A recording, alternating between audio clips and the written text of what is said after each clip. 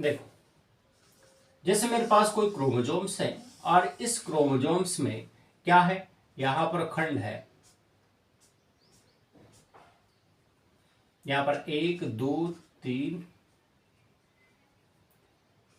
3 4 5 6 7 और 8। यहां पर मेरे पास 8 खंड वाला क्या है, क्रोमोजोम्स है, यानी गुणसूत्र है।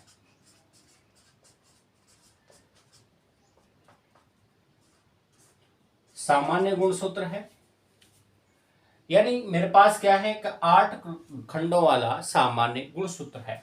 अब इसमें क्या आ गई, कमी। कमी का मतलब ये है कि यहां पर ऊपर वाला खंड तो सेम टू सेम यानी सही है, लेकिन नीचे वाले खंड में क्या आ जाए, कमी आ जाए। कमी का मतलब अभी दिखा देता हूं मैं आपको, समझ में आ जाएगा आपको कमी क्या होता है।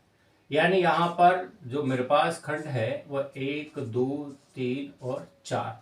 यहां पर क्या है, मेरे पास 5 और 6 खंड है, साथ में एक खंड और है, सातवां, लेकिन 8वां खंड यहां पर क्या है, गायब है। यानी इस क्रोमोसोम्स में मेरे पास 8 खंड थे, लेकिन यहां पर एक खंड की क्या आ गई, कमी आ गई। यानी ये क्या हो गया, विलुप्त हो गया। अब जरूरी नहीं है कि नीचे वाले खंड में कमी आए, ये ऊपर वाले खंड में भी क्या आ सकती है, कमी आ सकती है। तो इसे कहा जाएगा अंतस्थ विलोपन। यानी अगर किसी भी गुणसूत्र के बाहरी भाग से किसी खंड की, यानी अगर किनारों से, किसी भी किनारों से अगर खंडों की क्या आती है, कमी आती है, तो इसको कहा जाता है अंतस्थ विलोपन। यानी गुणसूत्रों के बाहरी किनारों से अगर कमी आ रही है तो इसको अंतस्थ विलोपन कहा जाता है।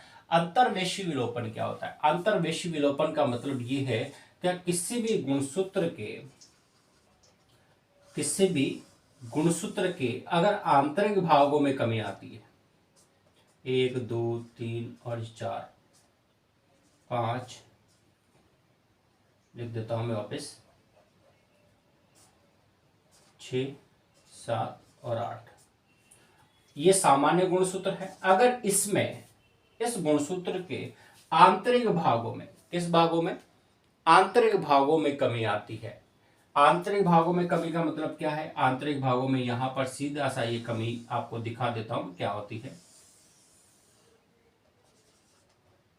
यानी यहां पर 1 और 2 भाग तो है, लेकिन 3 4 भाग ना होकर यहां पर 5 6 7 और 8 वाला भाग दिखाई दे रहा। अंतर्वेशी विलोपन का मतलब क्या होता है कि आपके पास सामान्य गुणसूत्र है, लेकिन उसमें क्या आ गई कि बीच वाले ये जो 2 खंड है, इन 2 खंडों की क्या आ गई, कमी। और यहां पर इस खंड की क्या आई थी अपने पास, कमी। तो यहां पर आप देख सकते हैं कि अंतर्वेशी विलोपन का मतलब क्या है कि गुणसूत्र के बाहरी किनारों के खंडों में क्या आई, कमी आई। तो इसका मतलब यह है कि ये कौन सा विलोपन होगा, अंतर्वेशी विलोपन होगा। लेकिन सॉरी, अंतस्थ विलोपन का मतलब ऐसा विलोपन जिसके बाहरी खंडों में क्या आती हो, कमी आती हो, गुणसूत्र के बाहरी खंडों में, चाहे वो ऊपर की साइड आए चाहे नीचे की साइड आए, लेकिन किनारों पर आती हो तो इसको कहा जाएगा क्या, अंतस्थ विलोपन, यानी ये वाला भाग। अब आते हैं अंतर्वेशी विलोपन। अंतर्वेशी विलोपन का मतलब क्या होता है कि सामान्य गुणसूत्रों में अगर उसके बीच वाले खंड, चाहे वो 3 4 हो या चाहे 5 6 हो, यानी बीच वाले खंड में अगर ऊपर या नीचे अगर कमी आ जाती है, चाहे ऊपर आए चाहे नीचे के भाग में अगर कमी आती है, तो इसको कहा जाता है क्या, अंतर्वेशी विलोपन। विलोपन का मतलब कमी, ठीक है, तो इसको कहा जाता है अंतर्वेशी विलोपन। तो 2 तरह के हो गए, आप चाहो तो इसका स्क्रीनशॉट ले सकते हैं, क्योंकि मैं इसको मिटाऊंगा क्योंकि आगे के मुझे समझाने हैं। तो जल्दी से इसका स्क्रीनशॉट ले लें आप। फिर इसके बाद मैं बात करता हूं, अब मैं इसको मिटा देता हूं, स्क्रीनशॉट आपने ले लिया होगा। तो इसको बात कर लेते हैं प्रतिपन। क्या होता है प्रतिपन, इसको मिटा देता हूं मैं।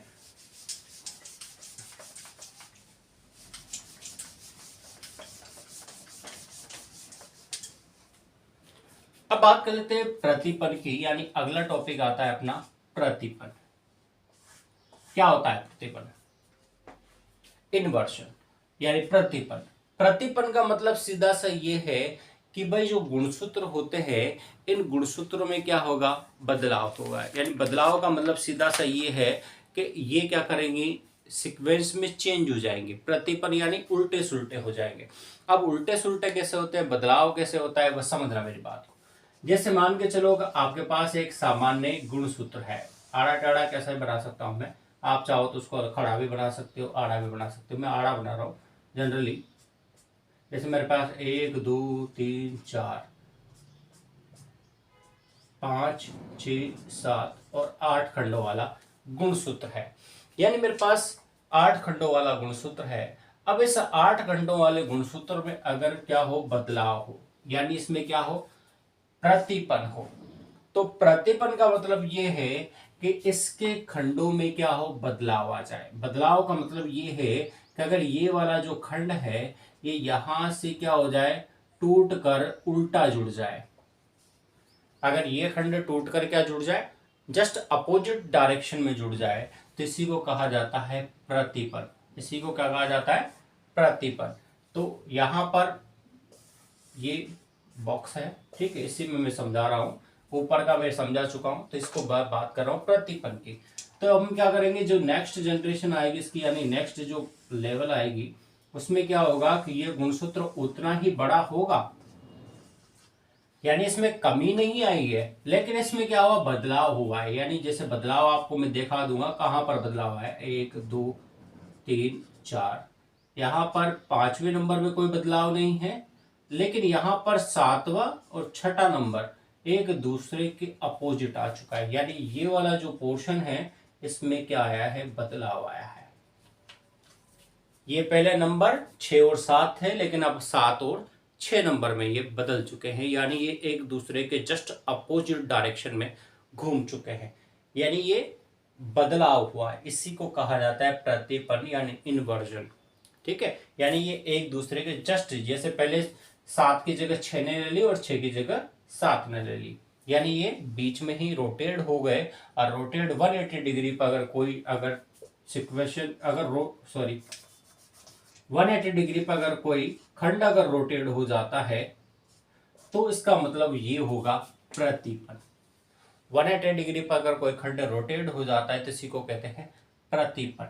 अब प्रतिपन्न जो होते हैं ये भी दो प्रकार के होते हैं। प्रतिपन्न क्या होते हैं, दो प्रकार के। एक तो पैरासेंट्रिक होते हैं और एक होते हैं पेरीसेंट्रिक। अब पैरासेंट्रिक और पेरीसेंट्रिक क्या होते हैं समझ लेते हैं। सबसे पहले बात कर लेते हैं पैरासेंट्रिक की, यानी इस वाले टॉपिक की, पैरासेंट्रिक।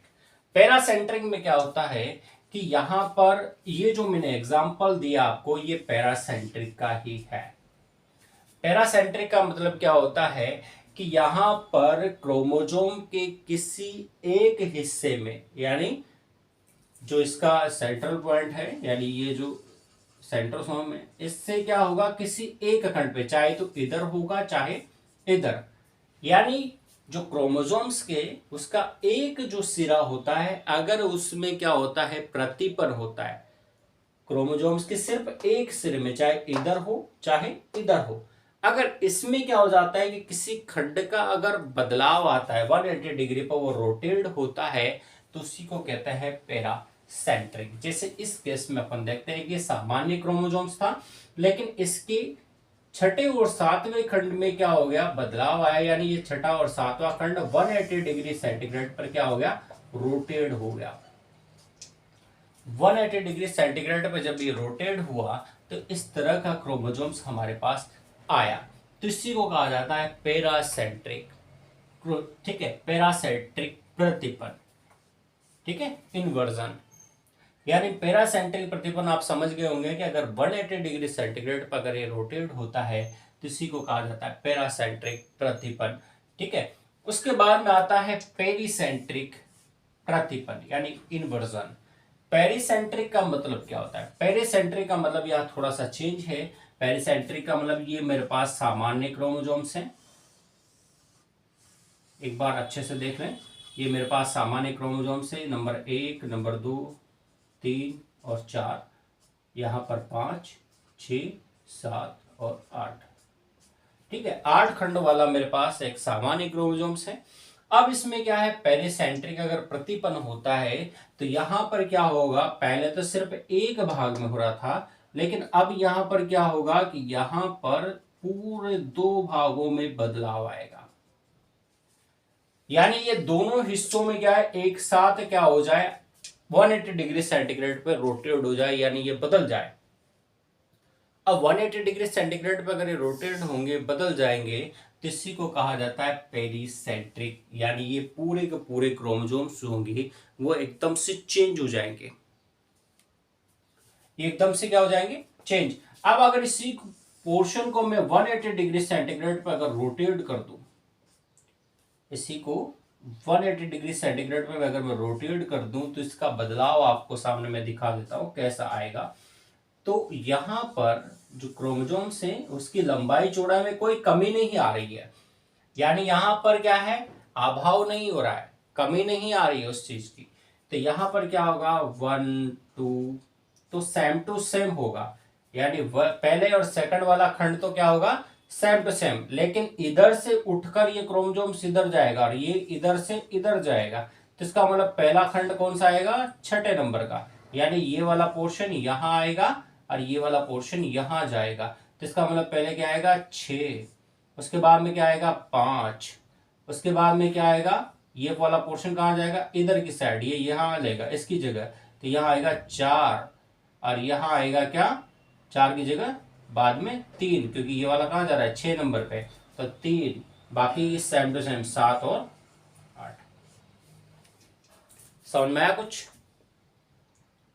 यानी इसको पूरे के पूरे खंड को अगर 180 डिग्री सेंटीग्रेड पर हम रोटेट कर दें, तो इसी को कहा जाता है पेरिसेंट्रिक।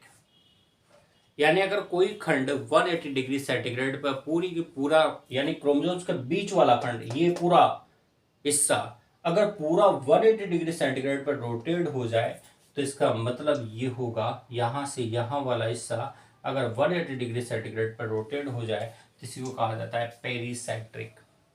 ठीक है, पर प्रतिपन्न यानी इन्वर्जन।